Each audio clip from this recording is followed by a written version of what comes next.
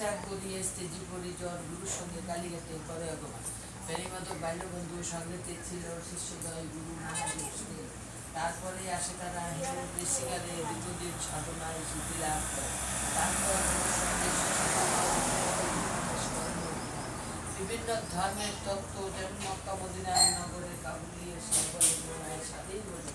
কোরআন শরীফ পাঠ করে যতদিন বিশ্ব পরিকল্পনা শেষে গুরুমাধব সঙ্গে প্রবাদ চন্দ্র না করে দামানাল জেলে উঠে পড়ে ভিতরে অগ্নি থেকে রক্ষা করে বিজয় উৎসবে বেণীমাধব চলে যায় কামাখ্যা নামতে ভবানী মিয়া ছিলেন ভারতের জন্য। বাবাকে প্রথমে কেউ চিনিতে না পারে পাগল বলে সবে উপহাস করে একদিন দুই ব্রাহ্মণ কইতে জড়াইয়া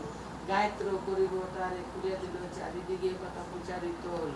তলে তলে ভক্তবিন্দু আসিতে লাগিল তো পরে আশ্রম বলবার দিতে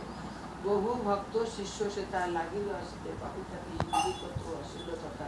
সভাকার কষ্ট বাবা করে নির্মায় শিষ্য আর ভক্ত বলেন কথা আমাকে ঠাকুরকে পুজো করা অবশ্যই সেই ভক্ত সারা পাবে আমি নেই এই কথা পূর্ণ হবে ছিলাম আছি থাকবো সদা তো দেবী মাঝে জল স্থলে রণে জঙ্গলে যখনই বিপদে পড়িবি তখনই আমার কথা স্মরণ করিবি এই রূপে লোকনাথ কত লীলা করে কারো সেতু সেই সব পরিবারে পায় 160 বাবার বয়স হলো মর্তদামে তেজিবারে বাবার ইচ্ছা হলো 1297 সাল 19 জ্যৈষ্ঠতে দেহত্যাগ যান